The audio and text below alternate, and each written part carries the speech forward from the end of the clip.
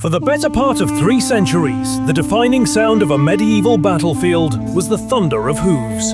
From the 1100s onward, the heavy cavalry charge was the ultimate expression of military power, a decisive, terrifying force that could obliterate infantry armies in a matter of minutes. When a line of armored knights lowered their lances and spurred their war horses into a gallop, they became a kinetic weapon against which a line of foot soldiers had little defense. A successful charge would shatter the enemy's front rank, allowing the knights to pour through the gap, ride down the panicked survivors, and hunt the vulnerable archers in the rear. While battles were not always so straightforward, a victory delivered by cavalry was often absolute, leaving the losing side utterly annihilated. This era of cavalry supremacy, however, was not destined to last forever. By the 15th century, a revolutionary shift in warfare was underway, driven not by kings or nobles, but by the common foot soldiers of the old Swiss Confederacy. This is the story of how these disciplined infantry forces, drawn from the valleys and mountains of the Alps, developed a tactical system that challenged and ultimately broke the long-standing dominance of the mounted knight. While cavalry would continue to play a vital role in warfare for centuries, evolving into forces like the German Black Riders or the famed Polish Winged Hussars, the age of their unquestioned battlefield supremacy was brought to a definitive end by a simple yet profound innovation: the pike square. Whispers of rebellion, early infantry successes. Even in the 14th century, at the zenith of the knight's power, there were signs that cavalry was not invincible. A handful of shocking, celebrated battles saw infantry armies triumph over their mounted, social and military superiors.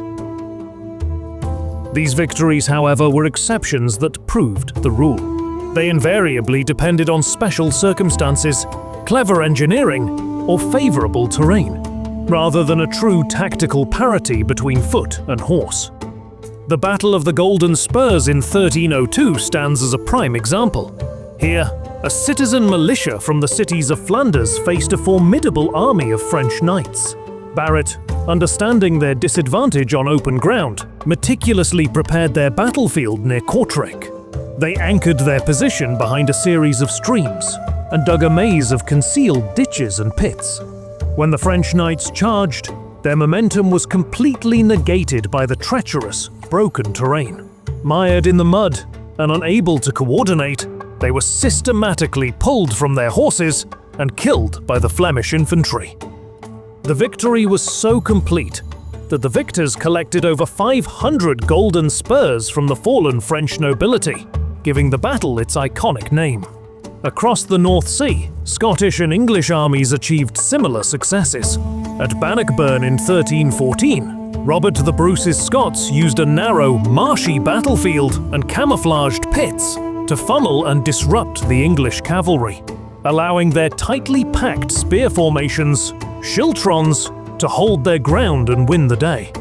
Later, during the 100 Years' War, the English themselves became masters of defensive warfare. At both Crécy in 1346 and Agincourt in 1415, they won legendary victories against vastly larger French forces. Their formula was consistent: select a battlefield that hindered a cavalry charge, protect their front with sharpened stakes, and unleash their devastating longbowmen to rain arrows upon the advancing French knights. The result, particularly at Agincourt, was a bloody, chaotic melee. The heavily armored French nobles were exhausted and immobilized in the mud, becoming easy prey for the more agile English foot soldiers. These battles were famous because they were extraordinary. They demonstrated that knights could be beaten, but only if the infantry could rig the game in their favor. On a flat, open field, the fundamental equation of medieval warfare remained unchanged. Cavalry was king. A new system was needed, one that would allow infantry to stand and fight anywhere. That system was perfected by the old Swiss Confederacy. While the Scots had used defensive spear formations, the Swiss transformed the concept into a proactive, aggressive tactical weapon. Their core formation was the Gevalthaufen, literally the crowd of force. A massive, deep column of several thousand soldiers that could move with surprising speed and discipline. Because genius of the Gevalthaufen lay in its composition. The outer ranks were a dense bristle of pikemen, wielding spears up to 6 meters in length, long enough to outreach a knight's lance and present a formidable barrier to a charging horse. These men wore practical half-armor that protected vital areas without hindering their movement. Within this protective shell of pikes stood soldiers armed with shorter, brutal weapons for close quarters fighting. Halberds, a devastating combination of axe, spear, and hook, swords and axes. When facing a cavalry attack, the pike square would transform into an immobile hedgehog. The front ranks would kneel, planting the butts of their pikes into the earth, angling the steel tips forward. Divisive behind them leveled their own pikes over their comrades' shoulders, creating a multi-layered wall of death. A horse would not willingly charge into such a barrier, and any knight who forced his mount forward would see it impaled, leaving him unhorsed and helpless before the halberdiers waiting inside the square. This defensive strength was revolutionary enough, but what made the Swiss truly terrifying was their ability to use the pike square offensively. Unlike the static Greek phalanx, which served as the anvil for a cavalry hammer, the Swiss pike square was both hammer and anvil. Neighbors after repelling an attack, or even without provocation, the entire formation could advance across the battlefield. This inexorable marching forest of steel was a terrifying sight. An opposing infantry line faced a grim choice: break and run, or be steamrolled by the sheer mass and momentum of the Swiss charge. Commenter was fueled by a battle spirit that bordered on fanaticism, an all-or-nothing mentality that accepted brutal casualties as the price of victory. The ultimate test, the Battle of Granson, 1476. The reputation of the Swiss system was forged in the crucible of the Burgundian Wars. Container 1476, the Swiss Confederacy went to war with Charles the Bold, Duke of Burgundy, whose army was the epitome of modern military power. It was a professional, combined arms force with a core of heavily armored noble cavalry, elite archers, disciplined infantry, and the most advanced artillery money could buy. The conflict came to a head at the town of Granson. After capturing the castle, Charles executed the entire Swiss garrison, an act of brutality that enraged the Swiss cantons and spurred them to assemble an army to meet him in the field. Shen met on an open plain, a battlefield that should have heavily favored Burgundian cavalry and artillery. The Swiss vanguard, a single massive pike square, arrived first.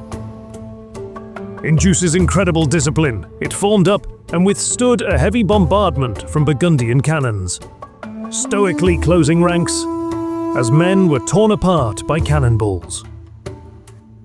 As Charles prepared his main attack, the rest of the Swiss army, 2 more enormous pike squares, crested a nearby hill. Their arrival was announced by the booming sound of great war horns. The sudden appearance of thousands of fresh enemy troops threw the Burgundians into confusion. Charles attempted to redeploy his army, but this complex maneuver under pressure was mistaken by some troops for a retreat. As the Burgundian lines began to waver, the Swiss charged. The 3 great squares lowered their pikes and surged forward in a coordinated assault. The Burgundian army, the pride of Europe, simply collapsed. The knights, unable to organize a coherent charge, were swept away in the rout. Totals the Bold fled for his life, abandoning his entire camp, including his artillery and a legendary treasure trove of jewels and silver. The Battle of Granson was a thunderclap that echoed across Europe. It proved, beyond any doubt, that an army of common foot soldiers could defeat the finest knightly force in the world on open ground. Corrections of cavalry was over. Bal a new breed of soldier, the pike mercenary. The victories over Burgundy made Swiss soldiers the most sought-after mercenaries in Europe. Tests several decades, no royal army was considered complete without a contingent of Swiss pikemen, serving as elite shock troops.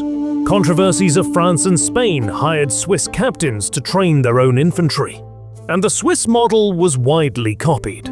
The most famous imitators were the German Landsknechte. Hired by the Holy Roman Emperor to counter Swiss influence, the Landsknechte adopted Swiss weapons, formations, and tactics, becoming their fiercest rivals. When these two forces of professional pikemen met, the result was a bad war. A brutal, no-quarter shoving match known as the Push of Pike, where formations locked together in bloody stalemate until one side's courage, or stamina, gave way. Gunpowder and the final evolution. The dominance of the Pike Square, like that of the knight before it, was ultimately fleeting. The agent of its demise was gunpowder. Subject the Swiss were slow to integrate firearms into their formations, their Spanish rivals were not. The turning point came at the Battle of Cerignola in 1503. Recruitment under Gonzalo Fernandez de Córdoba dug a protective trench and stationed thousands of arquebusiers, early musketmen, behind it. When French cavalry and Swiss pikemen advanced, Resumes left with devastating volleys of gunfire. The dense Swiss squares, once so effective against cavalry, became perfect targets for firearms. The Spanish tore holes in their ranks from a safe distance, shattering cohesion and morale.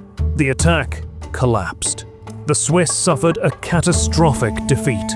Cerignola marked the beginning of a new era. The future belonged not to the pike alone, but to the marriage of pike and shot. This tactical system, perfected in the Spanish Tercio, would dominate European battlefields for a century and a half. The pike still shielded musketeers from cavalry, but firepower, now, was decisive. A revolution of the common man. The old Swiss Confederacy initiated a true revolution in military affairs. They took the humble spear and forged it into a weapon system that could challenge and defeat the most powerful symbol of the medieval world, the armored knight. In doing so, they elevated the status of the common infantryman from battlefield fodder to the decisive arm of combat. But while the pike itself was eventually rendered obsolete by the bayonet, the legacy of the Swiss endures. They proved that discipline, training, and tactical cohesion could overcome social status and expensive equipment. The era of pike and shot that they inadvertently ushered in laid the groundwork for the professional, gunpowder-based armies of the modern age. The knight on his warhorse was relegated to a supporting role. His reign as the undisputed master of the battlefield shattered forever on the anvil of the Swiss Pike Square.